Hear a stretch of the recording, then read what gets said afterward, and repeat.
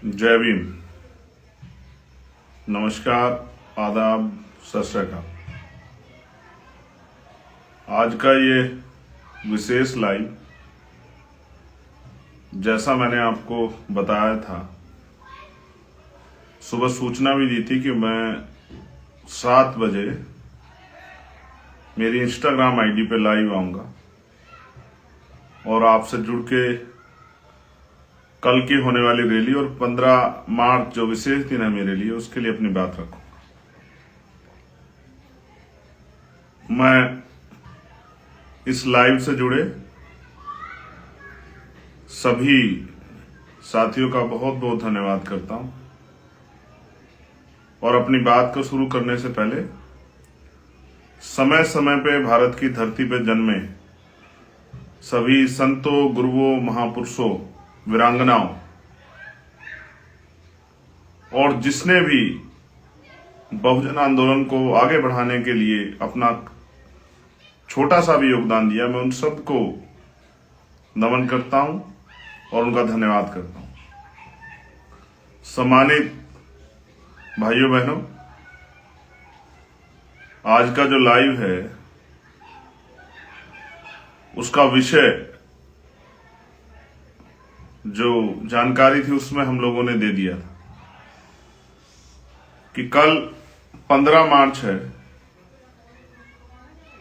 15 मार्च दो तरह से बहुत अहमियत रखता है मेरी जिंदगी में। पहला, जिनको मैं गुरु मानता हूं, माननीय काशीराम साहब, उनकी जयंती है, उनकी जन्मतिथि 15 मार्च है 1934। और दूसरा, आजाद समाज पार्टी काशीराम, जो हमारी राजनीतिक पार्टी है जिसका मैं एक सिपाही हूं, उसके स्थापना दिवस भी हमने माननीय काशीराम साहब के जयंती वाले दिन की थी 2020 में, उसका चौथा स्थापना दिवस भी। उसके साथ साथ कल हम लोगों ने एक रैली जो है वो नगीना हिंदू इंटर कॉलेज में रखी है माननीय काशीराम साहब का जन्मदिन मनाने के लिए और अपनी पार्टी का स्थापना दिवस मनाने के लिए। मेरे पास सोशल मीडिया एक हथियार है जिसके जरिए मैं अपनी बात को, क्योंकि हमें कैडर में सिखाया गया कि व्यक्ति राज नहीं करता, विचार राज करता है।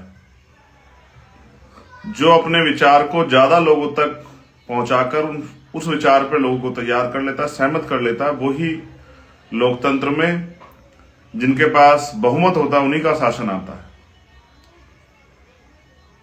तो मैं इसलिए आज का जो मेरा लाइव है वो पहला, आप सबको, सब देशवासियों को, दुनिया में काशीराम साहब को मानने वाले सभी उनके अनुयायियों की जयंती की हार्दिक बधाई देने के लिए, और पूरी दुनिया में रहने वाले आजाद समाज पार्टी काशीराम भीम आर्मी के समर्थक साथियों को, जो देश भर में रहते हैं उनको भी, और जो देश से बाहर रहते हैं, जो समय समय पे कभी अपने हौसलों से, कभी मुझे समझा के, मार्गदर्शन करके, और कभी कभी मेरे कहे पर दुनिया में आंदोलन करके, जैसे हाथरस के इशू पे किया था, मेरी ताकत को बढ़ाने वाले मेरे उन सभी बड़े भाइयों को, अपने संतों, गुरुओं, महापुरुषों को जो वहां रहते हैं, उनको भी मैं इस बात की बधाई देता हूं कि आपका छोटा सा दल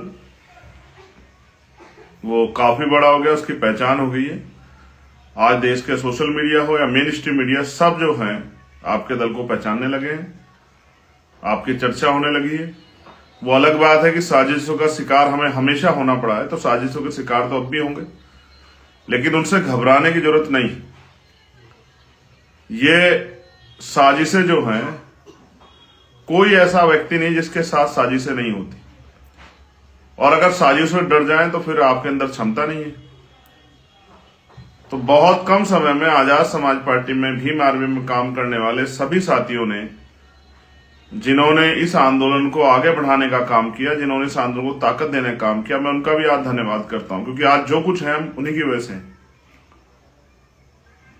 विशेषकर आजाद समाज पार्टी के साथी जहां जहां इलेक्शन हो चुका है, चाहे वो बिहार के हों, राजस्थान के हों, मध्य प्रदेश के हों या उत्तर प्रदेश के, उन सभी साथियों का, उत्तराखंड के हों, पंजाब के हों, उन सभी का वहां काम करने वाले के ईमानदार, मेहनती, संघर्षशील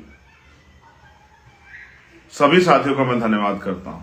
और मैं मेरा आज का जो स्पेशल लाइव का जो रीजन है वो उन तक ये खबर पहुंचानी है जो नगीना लोकसभा में हमारे साथी भीम आर्मी आजाद समाज पार्टी जुड़े हुए हैं, जो हमारी भीम आर्मी की बूथ कमेटियां, जिले की टीम, विधानसभा की टीम, सेक्टर की टीम, आजाद समाज पार्टी की जिले की, विधानसभा की, सेक्टर की बूथ कमेटी की जो टीम है, उनके लिए मैंने लाइव किया कि कल के कार्यक्रम को सफल बनाने के लिए आपको अपने छोटे छोटे साधनों का प्रयोग करके समय से रैली स्थल पहुंचना है, क्योंकि माह रमजान का पहला जुमा भी है, उसकी भी जो है रमजान माह के पहले जुमे की भी कल के लिए आपको अभी से बधाई। तो मैंने आपको बताया कि कल जो है रैली स्थल पे आपको 11 बजे तक, लगभग 10:30-11 बजे तक आपको पहुंचना है। कल हम लोग बहुत सारे संकल्प भी लेंगे और आज के दौर में हम लोग किस तरह से कामयाब हो सकते हैं, किस तरह से हमें आगे बढ़ना है, इसके दिशा निर्देश भी देश भर के कार्यकर्ताओं को उस रैली स्थल से दिए जाएंगे।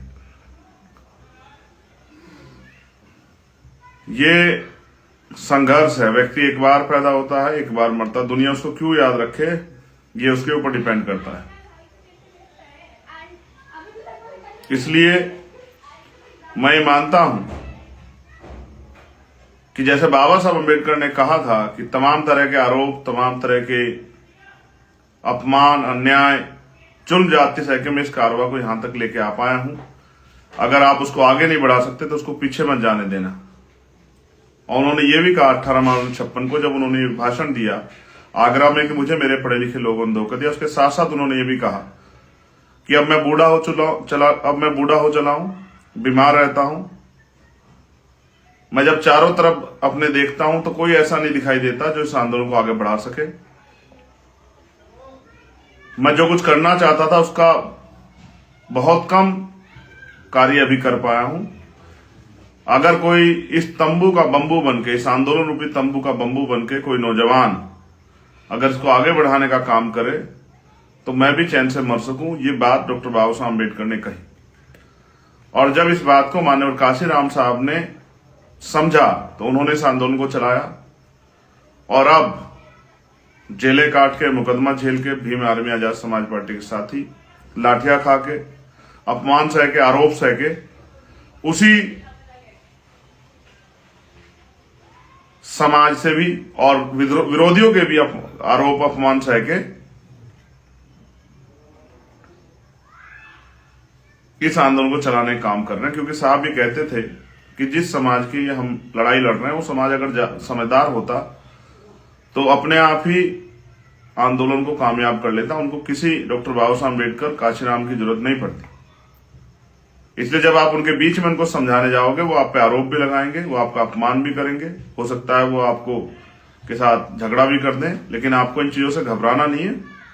आंदोलन, परिवर्तन एक सतत प्रक्रिया है, इसको आपको लगातार जारी रखना है। तो मैं ये समझता हूं कि इस देश में संविधान के जरिए संभव हुआ कि पाल, प्रजापति, कश्यप, सैनी, मौर्य, साक्य, कुशवाहा, जाट, गुर्जर, लुनिया, चौहान, राजभर, निषाद, सैन, विश्वकर्मा, चमार, वाल्मीकि, पासी, धोबी, कोरी, खटीक, डोम, तमाम शेड्यूल कास्ट, बैकवर्ड की जातियों को, आदिवासियों को, देश की सभी महिलाओं को अगर कुर्सी में बैठने का अधिकार कहीं से मिला है तो वो भारत के संविधान से मिला है। और लगातार भारतीय जनता पार्टी उस संविधान को, पहले आरएसएस, फिर जनसंघ और फिर भारतीय जनता पार्टी के जरिए उस संविधान को खतरा पहुंचाने का लगातार प्रयास जो है किया गया है। हम उनके अनुयायी होने के नाते हमारी जिम्मेदारी है कि हम उनके आंदोलन को कामयाब करें, आगे बढ़ाने का काम करें। तो मेरी बस आपसे कल के लिए अपील है, नगीना लोकसभा के जो हमारे साथी हैं, कार्यकर्ता, पदाधिकारी हैं, मेरी भाई बहन और मेरी माए, मेरे नौजवान साथियों, सम्मानित जो सीनियर हैं हमारे, मैं उनसे अपील करूंगा कल वो 11 बजे आए और अपनी रैली को सफल कराएं। जो बूथ के हमारे पदाधिकारी हैं, सब लोगों तक, आप जानते हैं कि आर्थिक स्थिति अच्छी ना होने के कारण ज्यादा साधन की व्यवस्था नहीं हो पाई है। तो मैं आपसे अपील करूंगा कि अपने छोटे छोटे साधनों से आप आए, और मैं जो मोटरसाइकिल पे साथी आएंगे उनसे अपील करूंगा कि वो हेलमेट लगा के आए। ये मेरी विशेषकर अपील है आप लोगों से, क्योंकि मैं जीवन को के मूल्य को समझता हूं। जिंदगी कितनी कीमती है, तो एक बार मिलती है।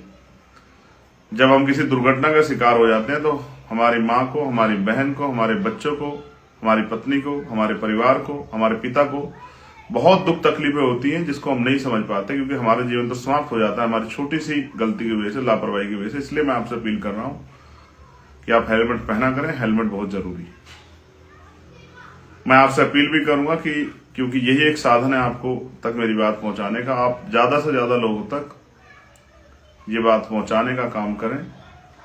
और जो देश भर में हमारे साथी रहते हैं उनसे भी अपील है कि अब चुनाव तैयार हो गया है, शुरू हो गया है, तो आप भी आए, पहुंचे और आके अपना योगदान जो है इस संघर्ष में आवाज बनाने की,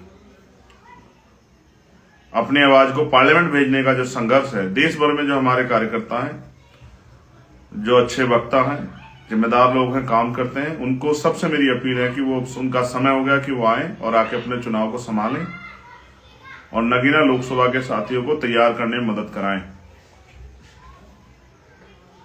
जय भीम, जय भारत, जय संविधान, जय लोकतंत्र, जय विज्ञान। आप जानते हैं 69,000 शिक्षक भर्ती के बच्चे अभी भी सड़कों पर धूल फांक रहे हैं और जुल्म सह रहे हैं, जिनको नौकरी करके अपने परिवारों को आगे बढ़ाना था, जिनको सेवा करनी थी उत्तर प्रदेश की, वो किस तरह से लाठियां खा रहे हैं। ये होता है जब आपकी राजनीतिक आवाज कमजोर होती है, जब आपके नेता कमजोर होते हैं।